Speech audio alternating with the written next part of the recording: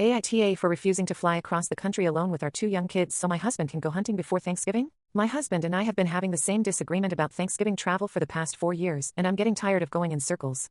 My husband has always been a hunter. One of his traditions is traveling back to the Midwest during Thanksgiving week to hunt with his dad and brothers. He's never missed a season, and he usually takes at least one other hunting trip during the fall. Before we had kids, this arrangement worked pretty well. He would fly out the week before Thanksgiving to hunt, and I would fly out separately later and meet him there for Thanksgiving weekend. Now we have 2 kids, ages 3.5 and 14 months, so traveling is obviously more complicated. My husband still wants to go hunting before Thanksgiving, but he also wants all 4 of us to spend Thanksgiving with his family. His solution is for me to fly there by myself with both kids and meet him. I've told him several times that I'm not comfortable doing that right now. I know plenty of parents travel alone with young kids, and I respect that, but personally, I don't want to handle the airport, security, luggage, car seats, boarding, and a 3-hour flight alone with a toddler and a 14-month-old.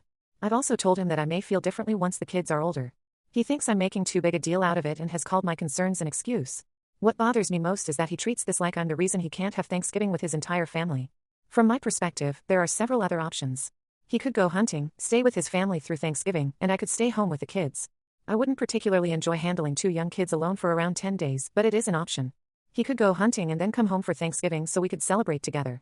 Or, if spending Thanksgiving with his extended family is especially important that year, he could skip the hunting trip and travel with me and the kids. The option he seems to want is for him to go hunting, stay through Thanksgiving, and for me to fly across the country alone with both kids so he doesn't have to change his plans. When I say I'm not comfortable with that, he tells me that it's my fault he can't spend Thanksgiving with his whole family.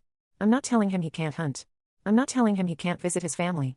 I'm not saying we'll never spend Thanksgiving with them again. I'm simply saying that while our kids are this young, I don't want to fly alone with both of them. If we want to spend Thanksgiving with his family, I think we should figure out an arrangement that works for both of us. We've had essentially the same conversation every year. My position hasn't changed, and he already knows how I feel, but the same suggestion keeps coming up. At this point, I'm less frustrated about the travel itself and more frustrated that I keep feeling like I'm being blamed for a situation that has other possible solutions.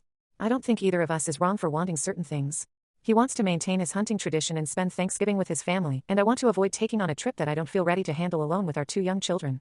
I just don't think the solution should automatically be for me to take on all of the extra work so that his plans don't have to change.